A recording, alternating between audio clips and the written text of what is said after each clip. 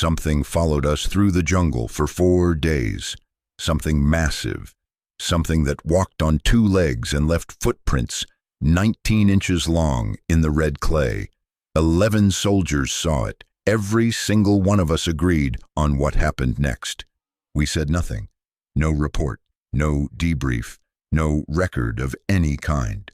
11 men carried that secret out of the central highlands of Vietnam in August of 1969, and for 56 years, not one of them broke the silence.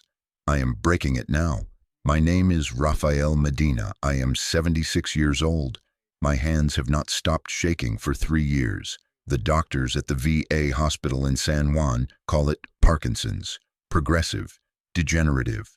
My neurologist in Bayamon tells me I have maybe 2 good years of speech left before the words start slurring into something nobody can understand.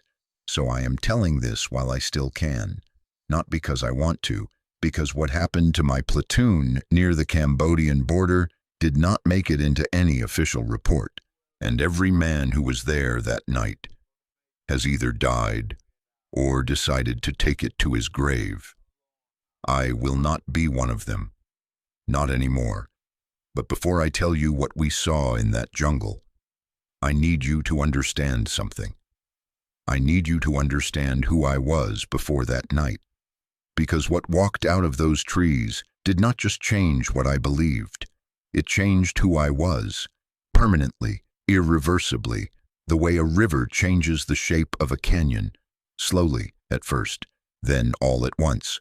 I grew up in Caguas, Puerto Rico, a concrete house on a hillside that my grandfather built with his own hands, the kind of house where the whole family came on Sundays, aunts, uncles, cousins so numerous I still cannot name them all.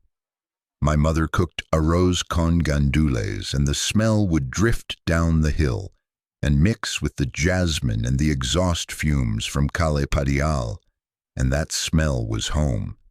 That smell was safety. That smell was the world making sense. My father worked the sugar mill until his back gave out. Then he repaired shoes from a little shop next to the pharmacy.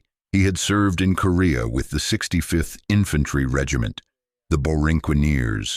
He never talked about it, but he carried that service like a second spine inside him, straight-backed, quiet, expecting things from his sons that he would never put into words. I enlisted in the Army 3 days after I turned 18 in 1967, not because I believed in the war. I did not know enough to believe or disbelieve. I enlisted because my father's eyes told me it was what a man from our family did. The recruiter in Plaza Palmer said I would see the world. He said I would come home with skills and money for college. He did not mention the Central Highlands.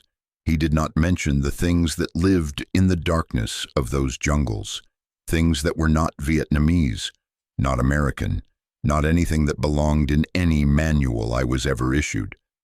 I completed basic at Fort Jackson, advanced infantry training at Fort Polk, Louisiana, a place called Tigerland, where they built a mock Vietnamese village in the swamp and told us it would prepare us. Nothing prepares you. I arrived in country in January 1968, assigned to the 4th Infantry Division out of Camp Enari, Pleiku Province, rifleman first, then fire team leader. By my second tour, I had made staff sergeant. My platoon sergeant, a man named Gerald Hatchett from Macon, Georgia, told me once that I had the steadiest hands he had ever seen on a man under fire. I think about that now, when I watch my coffee cup rattle against the saucer, when my fingers refuse to button my own shirt. The steadiest hands. Parkinson's has a sense of humor that God should be ashamed of. But I am not here to talk about the disease that is eating the wiring inside my brain. I am here to talk about what we found in the jungle near the Cambodian border during a long-range patrol that was never officially logged, and a contact report that was never officially filed. So what did 11 American soldiers encounter in that jungle? What could possibly be terrifying enough to silence every one of them for half a century? There were 11 of us, 2nd Platoon, Charlie Company. Our lieutenant was Peter Aldrich from Connecticut. 23 years old, fresh from officer candidate school, with that particular brightness in his eyes that meant he had not yet seen what Vietnam could do to brightness. Our mission was a 5-day reconnaissance patrol into an area west of Plai Gereng, near the tri-border region where Vietnam, Laos, and Cambodia bled into each other like watercolors in the rain. Intelligence had reported possible NVA staging areas, supply caches, trail networks feeding from the Ho Chi Minh corridor. Observe, report, avoid contact unless contact found us first. That was the mission. What found us was not the NVA. The jungle in that region was unlike anything I have experienced before or since. I have hiked in El Yunque back home in Puerto Rico. People call that a rainforest, but the central highlands of Vietnam made El Yunque look like a city park. The canopy was triple layered. You could walk at noon and need a flashlight. The air was so thick with moisture that breathing felt like drinking. Everything green, everything rotting, everything alive with sounds that never stopped, especially at night. We inserted by helicopter on the morning of August 11th, began moving west along a ridgeline our maps showed as a solid green nothing. No trails, no villages, no names, just contour lines pressed so close they looked like fingerprints.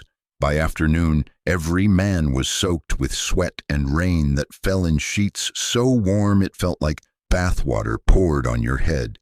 Leeches within the first hour, mosquitoes so thick you inhaled them. The jungle floor was a tangle of roots and vines that grabbed at your boots, like hands reaching up from the earth. Every step was a negotiation. You lifted your foot and the vegetation held it. You placed it down and the mud tried to swallow it. You moved forward and the canopy closed behind you like a door that did not want you to leave. I had been in country for almost 2 years by then. I had humped through jungles from Pleiku to the Ia Drang. I had developed the kind of comfort with the bush that only comes from months of sleeping on its floor and drinking its water and letting its insects eat you alive without complaint. But this jungle was different. Even the veterans felt it. There was a quality to the air that I have never been able to describe properly. A thickness that was not just humidity, a watchfulness that was not just the natural alertness of a man on patrol in enemy territory. Something in that forest was aware of us from the moment we stepped off the helicopter, and I felt that awareness like a hand on the back of my neck for 4 straight days.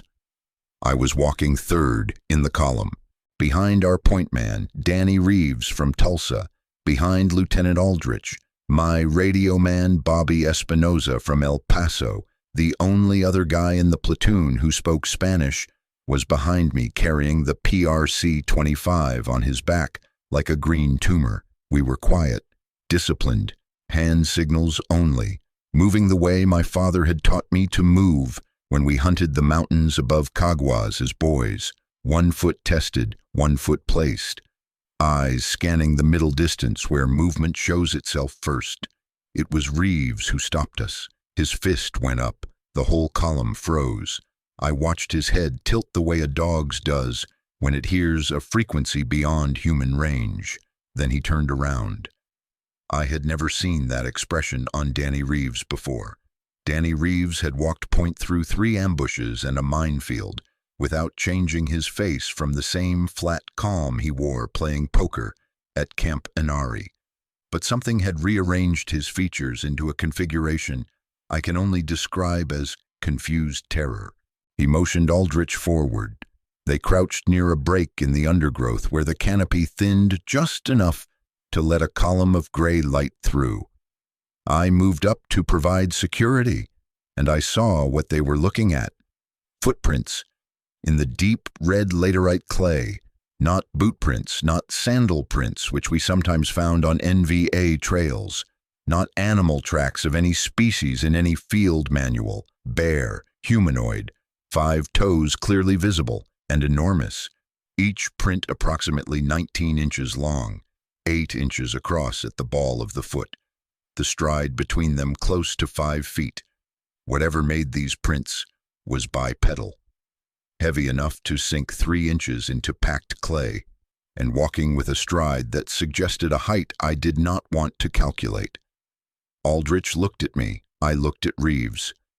Reeves looked at the jungle. Nobody said a word. Aldrich made a note in his patrol log.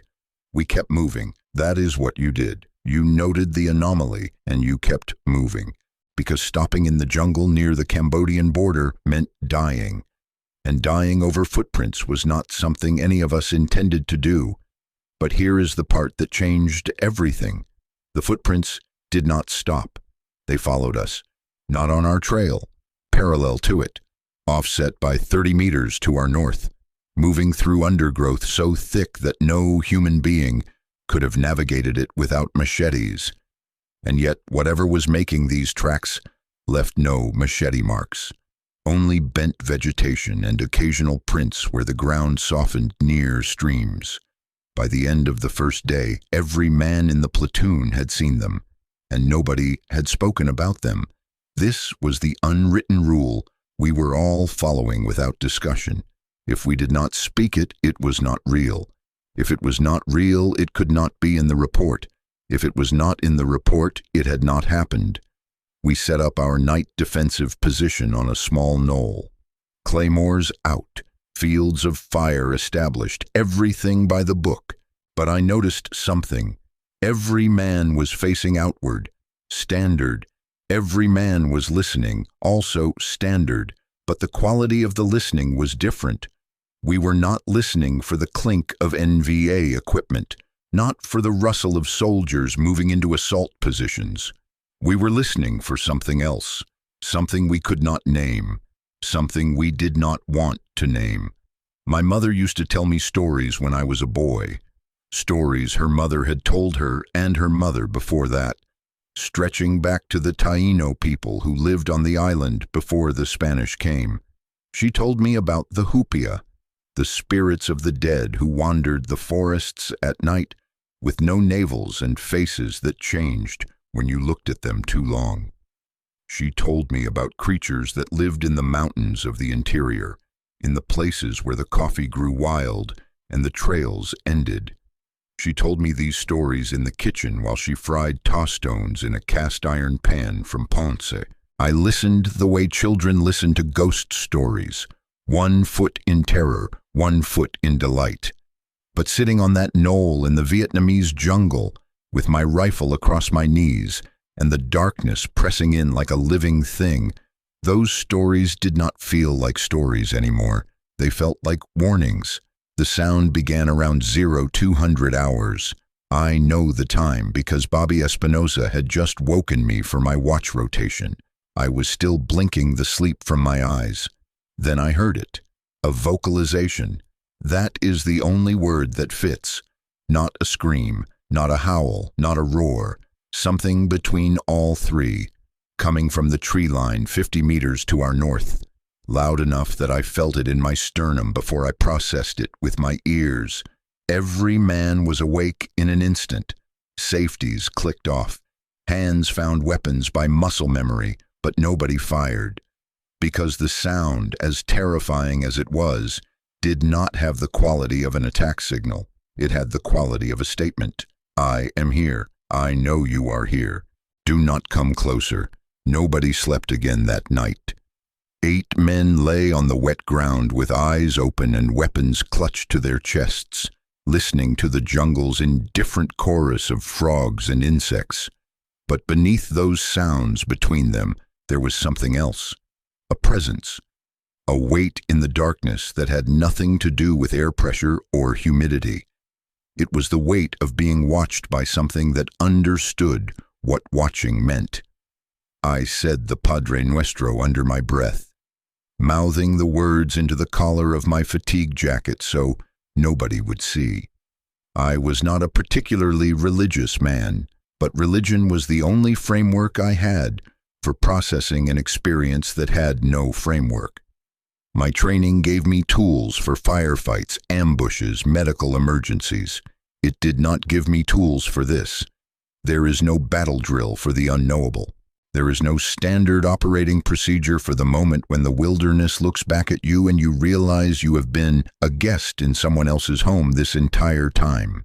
Twice more during the night we heard it. Not the vocalization again. Something subtler, a low rhythmic sound, like knuckles rapping against the trunk of a hardwood tree. 3 knocks, pause. 3 knocks, pause. From the north, then from the east, then from the north again, but farther away. Hatchet looked at me across the perimeter in the darkness.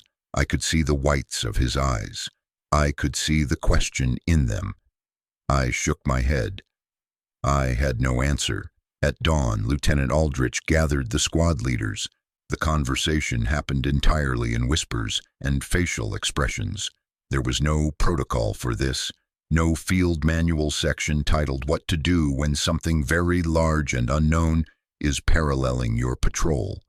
Aldrich wanted to continue the mission. Reeves wanted to turn back. I said nothing. My mouth was dry. My brain was still trying to reconcile what my ears had recorded with what my training told me was possible. We continued the mission. We found what intelligence had predicted. A supply cache. 300 meters of bunker complex recently abandoned. Rice stores and ammunition neatly stacked. We photographed. We documented. We radioed coordinates back to battalion. This was the work we understood. This was the language we spoke. And for most of that second day, whatever was paralleling us seemed to have moved on. The prints stopped. The jungle returned to its normal symphony. Then came the third night, and the third night is the part that I have never told anyone except one person. The part that is the reason I am sitting here with my shaking hands folded in my lap and my wife Carmen in the next room, pretending she cannot hear me recording this, even though we both know she can. We established our position on a finger of high ground overlooking a river valley. The terrain was more open here. Elephant grass waist high on the slopes, the canopy thinning near the river where the trees had been killed by Agent Orange from a previous operation, dead trees standing like skeletons against the twilight. The river below them, dark and slow and silent. I was in my fighting position on the eastern perimeter. The moon was nearly full. The clouds had thinned enough to let a pale silver light wash across the valley. And in that light, standing at the edge of the dead tree line, approximately 70 meters from my position, was a figure. There was no ambiguity, no question of shadows or imagination or fatigue or fear distorting my perception. I have asked myself 10,000 times whether I could have been mistaken, whether the moonlight played tricks, whether the exhaustion of 3 days on patrol in hostile jungle could have produced a hallucination convincing enough to fool a trained combat soldier, and the answer, every single time, is no. I was awake. I was alert. I had just completed a watch rotation, and my mind was sharp, and my eyes were adjusted to the light, and what I was looking at was as real as the rifle in my hands. More real, maybe, because the rifle was something I understood. And this was something that shattered understanding like a stone thrown through a window. It was upright, bipedal, massive. I am 5 feet 9 inches tall. This figure was at least 3 feet taller than me, possibly more. I estimated its height at 8.5 to 9 feet, based on its proportions relative to the dead trees. The shoulders were too wide, the arms too long. The torso too deep from front to back. The arms hung past the knees. The hands, enormous, fingers slightly curled, relaxed. Not fists, not threatening, just there, covered in hair, dark, matted, hanging in sections from the arms and chest and legs. Where the wind from the valley caught it, the hair moved. That movement is what convinced me. Trees do not have hair that moves in the wind.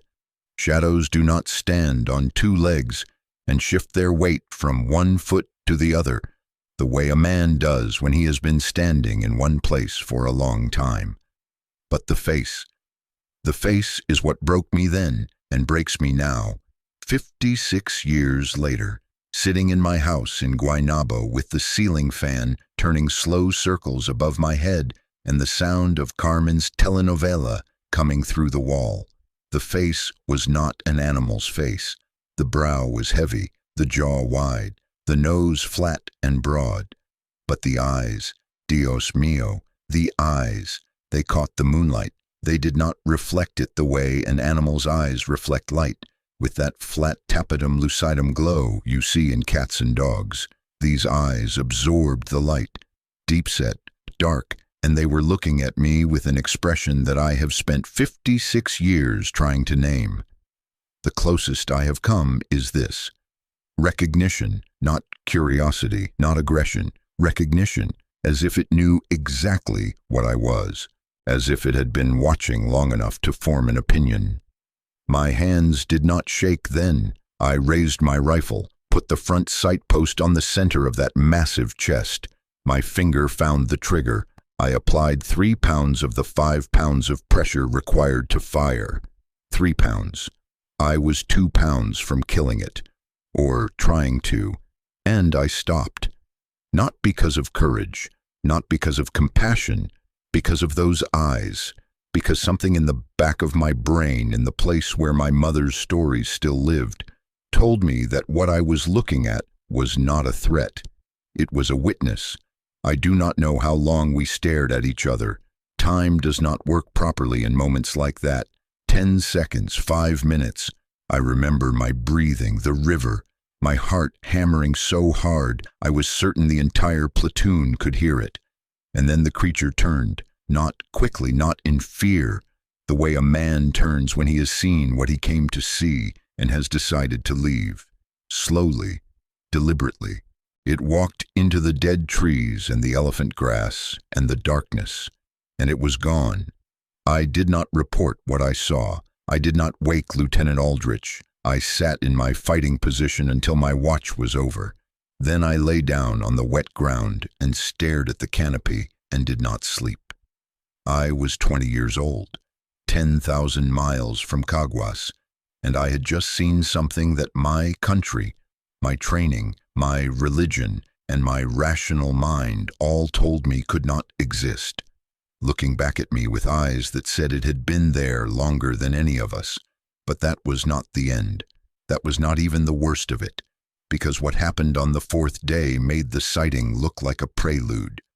And what happened during the exfiltration made me question everything I thought I knew about what those creatures were and what they wanted. The 4th day is when things went wrong the way things in Vietnam always went wrong, quickly, violently, without the courtesy of warning.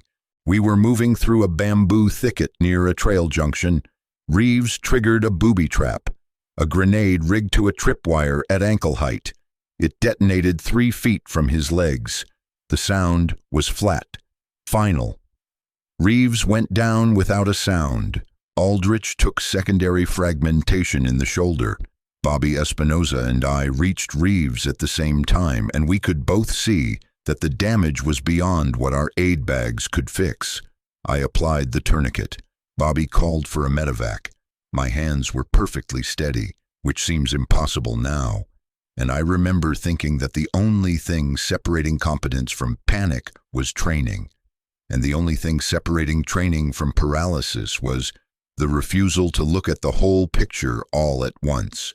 You looked at the tourniquet, the radio frequency, the next thing that needed doing. You did not look at the fact that your point man was bleeding out 10 kilometers from the nearest fire base and the helicopter was 20 minutes away at best. Reeves survived. I want to say that clearly. Danny Reeves lost his left leg below the knee, but he survived. He went home to Tulsa, married a woman named Jean, had 3 children, ran an auto parts store until he retired in 2004. I know this because I kept track, because Danny Reeves was the only other man in that platoon who would ever speak to me about what we saw. And even then, only once, 17 years later. But the medevac was the beginning of the second encounter. We cut to a clearing near the river, large enough for a single Huey to hover and lower a jungle penetrator. The helicopter came in hot, rotors chopping the canopy into a green blizzard. We loaded Reeves and Aldrich. The bird lifted off. The sound faded, and we were 8 men in a clearing in the jungle near the Cambodian border. The silence that followed the helicopter was the loudest silence I have ever experienced. Sergeant Hatchett took command, organized us into a patrol formation for the exfiltration back toward Plai Jareng. We moved out along the river heading east.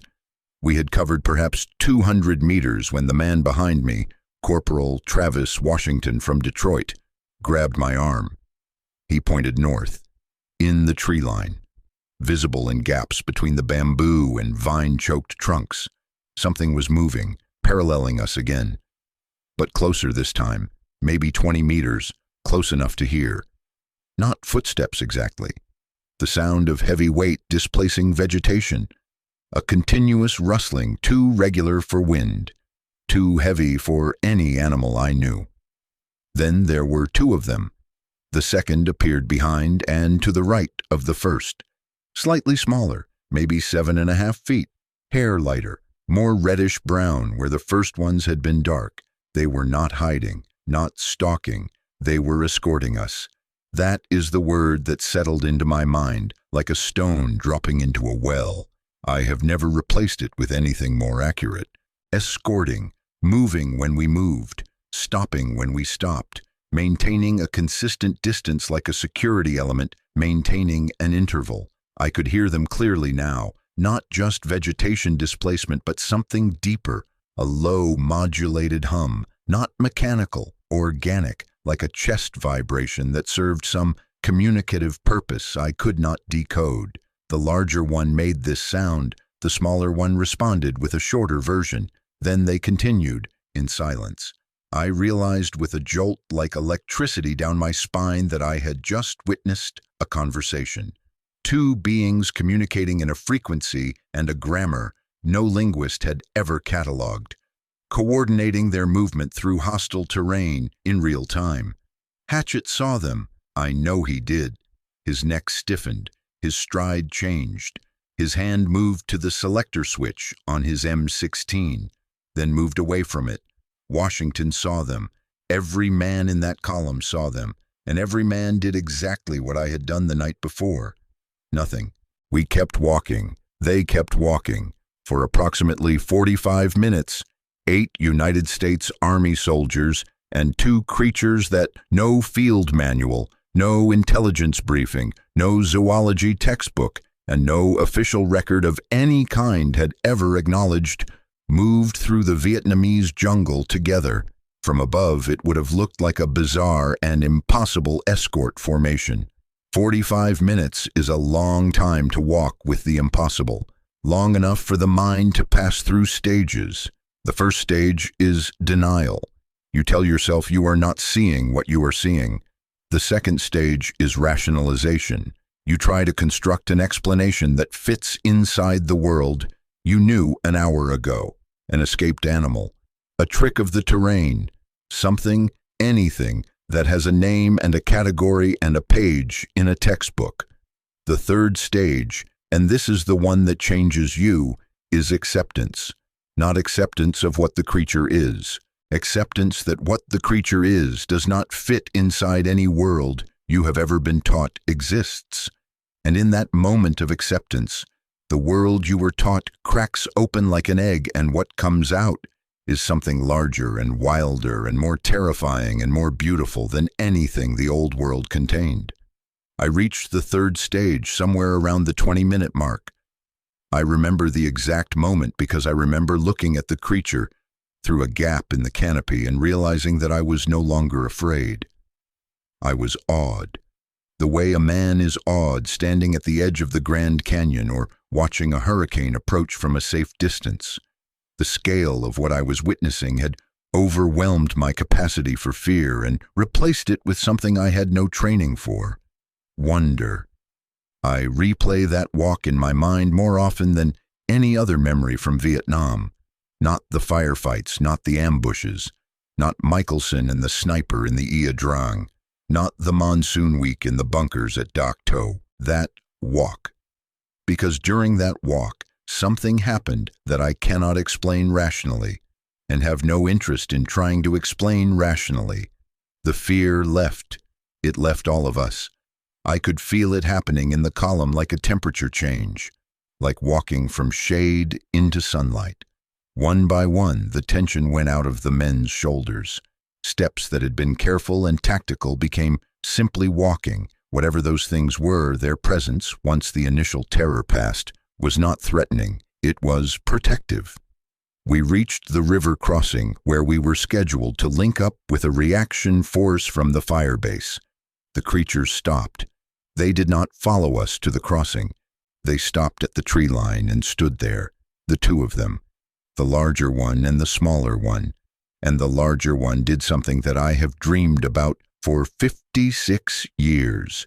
It raised its right arm, not all the way up, not a wave, more like an acknowledgement, the way one soldier raises his hand to another across a distance too great for words, a gesture that said, in a language older than language, "We see you. Go safely." I raised my hand back. I was the only one who did. The others had already turned toward the river and the fire base and the reality of reports and debriefings and things that could be explained. But I stood there. 3 or 4 seconds. My hand raised. My eyes on that enormous dark shape at the edge of the trees. And I felt something shift inside me that has never shifted back. Something fundamental, something that rearranged the categories in my mind. Possible and impossible. Real and unreal, us and them. Those categories have never been the same since. There was no report. Hatchet spoke to each of us individually. He did not order silence. He did not threaten us. He simply asked each man whether he intended to include anything unusual in his account. Each man said no. This was not a conspiracy, not a cover-up orchestrated by command.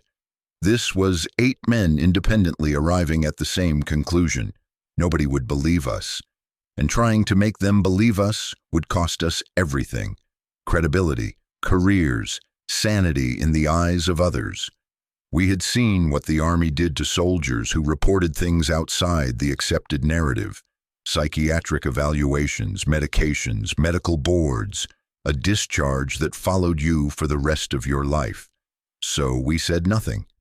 And for 56 years, the silence held. My first wife, Dolores, knew something was wrong when I came home. She could feel it the way you feel a wall in a dark room, by the sudden absence of space between you and something solid. We had married young, just before my second tour. She was from Humacao, the daughter of a schoolteacher and a fisherman, a laugh that could fill a room, a temper that could empty one. She waited for me to come back from Vietnam, and I came back. But whatever part of me had been accessible to her before did not come back with me. I was there at the dinner table eating her pernil on Sundays, there in the bed beside her at night. But some door inside me had closed, and behind that door was a jungle and a moonlit valley and a pair of eyes that looked at me with recognition. And I could not open that door for her because I did not know how, and I was afraid of what would happen if I did. She tried. I want the record to show that. Dolores tried harder than any person should have to try with someone they love. She asked me what was wrong. She asked me what I had seen. She asked me in Spanish and in English, and in the language of food left on my nightstand and hands placed on my shoulder in the dark, and patience extended past the point where patience becomes its own kind of suffering. And I gave her nothing. I gave her silence and distance and the particular cruelty of a man who is present in body and absent in every way that matters. The argument started around 1974, not loud at first, quiet, the dangerous kind. The kind where 2 people sit at a kitchen table in Caguas and speak in voices so controlled they could be reading the weather forecast while the actual conversation, the real one, happens underneath the words in a frequency only married people can hear. She would say, "You came home different." I would say, "Everyone came home different." She would say, "Different is not the same as gone." And I would have nothing to say to that because she was right. Different was not the same as gone. And I was gone. We divorced in 1978. She told me I was a stranger living in a familiar man's body. She was right. I let her go, because letting her go was easier than telling her the truth. That is the cost. That is what silence costs. It does not just keep the secret, it keeps the secret keeper locked inside himself, rattling around in his own skull like a marble in a jar, and every person who tries to reach in and pull you out gets cut on the edges of the thing you will not show them. I did not marry again for 15 years. In 1993, I met Carmen at a Veterans Day ceremony in San Juan. She was a nurse at the VA hospital, originally from Mayagüez. Steady hands, patient eyes, a way of listening that made you feel like whatever you were saying, no matter how broken or incomplete, was worth hearing all the way through. We married in 1995, and for 20 years, I kept the same silence. The same wall began to build. It was the Parkinson's diagnosis that broke it down. When the neurologist told me what was happening to my brain, what was going to happen to my voice, my hands, my ability to dress myself and feed myself and eventually to swallow without choking, I drove home and sat in the driveway and cried for the first time since Vietnam. Not for myself, for the silence, for the fact that I was going to lose the ability to speak and I had wasted 50 years of speech on things that did not matter while keeping locked inside me the one thing that mattered most. That night, I told Carmen everything. The footprints, the paralleling, the moonlit valley, the eyes, the escort, the raised hand. I told her about Reeves and Hatchett and Aldrich and Washington and the report that was never filed. I told her about the silence and Dolores and the wall and the marble in the jar. I talked for 3 hours. My hands shook the entire time. My voice cracked.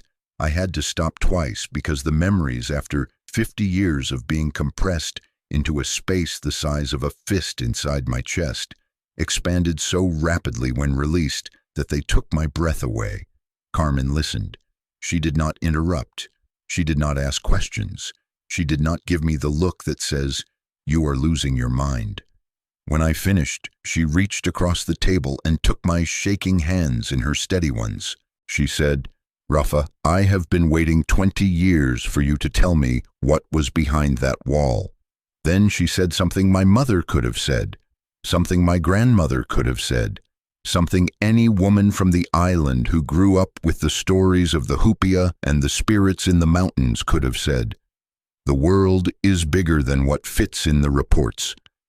Carmen saved my second marriage the way silence destroyed my first, but the silence extracted other costs from other men, costs I did not learn about until years later. I called Danny Reeves in 1986.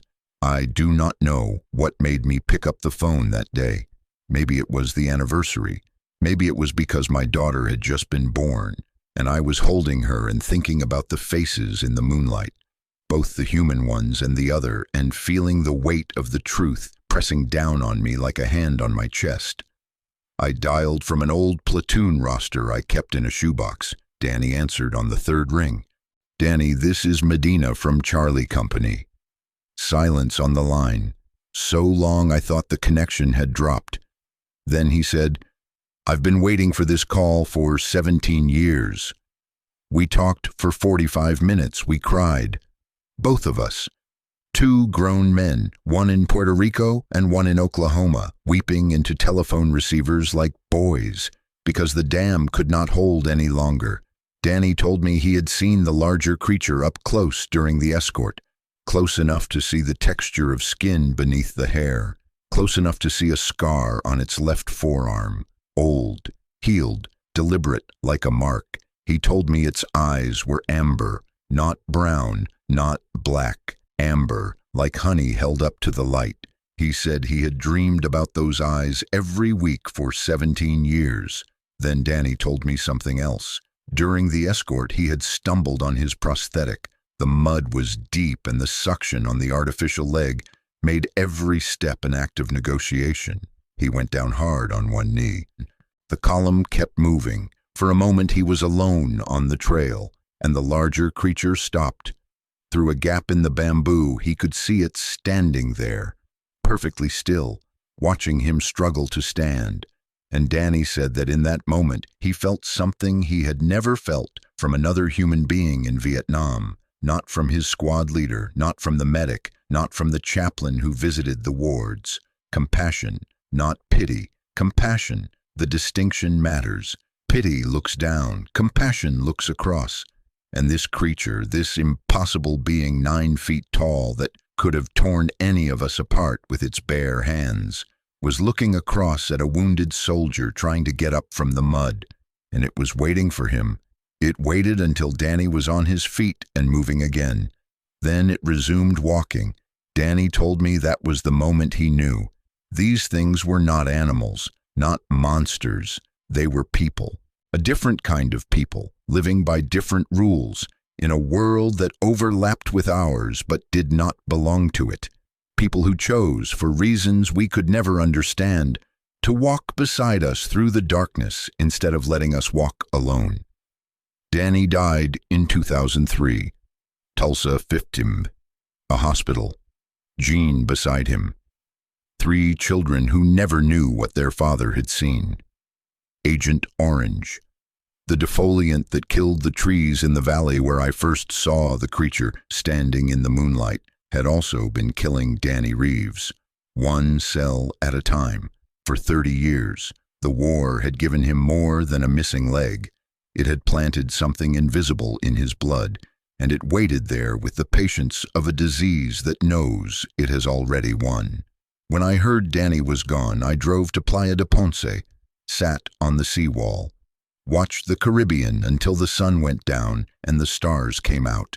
The waves came in slow and rhythmic, the way they always do on the south coast, and I sat there long enough that the fishermen coming in from the evening catch looked at me the way people look at old men sitting alone by the sea in the dark, with concern, with the question they do not ask.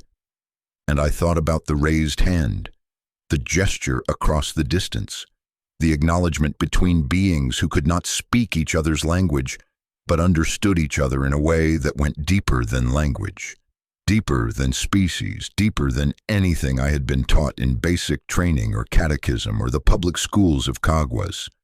Over the years, I searched carefully for corroboration, never used my real name, wrote letters to researchers, visited the library at the university in Rio Piedras, sat in reading rooms surrounded by students young enough to be my grandchildren. Paging through journals and ethnographic studies, I found scattered references. Soldiers who had seen large bipedal figures in the jungles of Laos, Cambodia, Vietnam. Helicopter pilots who reported enormous dark shapes moving through clearings far from any village. A special forces team that found a crude shelter in the Annamite Mountains, built from logs too heavy for any group of men to move without machinery. Arranged in a pattern too deliberate to be natural, and the indigenous peoples. They had names for them. The Ngoi Rung, the forest people, the mountain people. The Bru Van Q tribe in Quang Tri province had stories going back generations. The Jarai in Pleiku, the same province where I had been stationed, spoke of them as guardians of the deep forest. These were not campfire myths. These were cultural memories encoded in oral traditions predating the French colonial period, predating the Chinese dynasties, stretching back to a time when the relationship between humans and these beings was not a secret but a fact of life as unremarkable as the monsoon. Beings who had been there before the war and would be there after it, who regarded the entire conflict, perhaps, the way a man regards 2 colonies of ants fighting on his doorstep, with a distant, sorrowful patience. I have a box in my closet. Not the shoebox with the Platoon roster, a different box. Inside is a piece of laterite clay I scraped from the edge of one of those footprints on the first day of the patrol. I wrapped it in a bandana, put it in my rucksack, carried it through the rest of the patrol and the rest of my tour and the flight home and 2 marriages and a career and a disease that is slowly turning my body into a cage my mind cannot escape.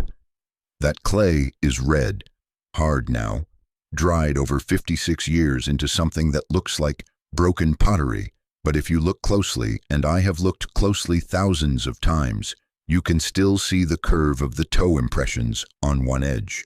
5 toes, pressed deep by something heavy, something real. Carmen asked once if I wanted it analyzed. I said no, because analysis would mean experts. Experts would mean scrutiny. Scrutiny would mean validation or dismissal, and I realized I needed neither. I know what I saw. I know what we all saw. That piece of clay sits in its box. It is my proof, not for the world. For me, the Parkinson's is getting worse. I feel it in the mornings when my left hand trembles so badly that Carmen has to help me hold my razor. I feel it in my voice, a softness at the edges of words, a slurring I catch myself compensating for by speaking more slowly, more deliberately, the way a man walks more carefully on ice. The speech will go first, then the fine motor control, then the gross motor, then the swallowing, an ordered dismantling of the body by the brain that is supposed to maintain it. I have accepted that. I am a soldier. I was trained to accept conditions on the ground and adapt, but I will not accept the silence anymore. I will not let the last thing my voice does be small talk and pleasantries and conversations about medication dosages. My voice has one more mission, this recording, this testimony, this account of what 11 men experienced in the central highlands of Vietnam in August of 1969, which no official document acknowledges, which no surviving participant has ever publicly confirmed. I think about what my father would say. He was a quiet man, few words, precise actions, pressed his military shirts with a crease sharp enough to cut paper, kept his shoes polished to a mirror shine every day of his life. He believed in duty and discipline and the ordered arrangement of the world into categories that made sense. Enemy and friend. Possible and impossible. What you report and what you do not. He would not understand this story, but I think that somewhere beneath the discipline, beneath the pressed creases and the faith in order, he would have understood the eyes. If he had been standing in that fighting position instead of me, if he had looked through the moonlight at that face that was not human and not animal, but something that deserved a word we have not invented yet, I think the same thing would have happened to him. He would have lowered his weapon. Because there are moments when duty and discipline simply stop mattering, when you are confronted with something so far outside your categories that the categories themselves collapse, and all you are left with is the raw, unfiltered experience of being alive in a world that is bigger and stranger and more complicated than anything your training prepared you for. In those moments, you do not act according to procedure. You act according to something older, something the Taino knew, something the Jurai knew, something the creatures in the central highlands have always known. You act according to recognition. You see, you are seen, and you let each other live. My name is Rafael Medina. I am 76 years old. I was a staff sergeant in the United States Army, 4th Infantry Division, Charlie Company, 2nd Platoon. In August of 1969, in the central highlands of Vietnam, something walked beside us through the jungle. Something that should not exist. Something that looked at us with eyes full of intelligence and sorrow and recognition. Nobody filed a report. Nobody said a word until now.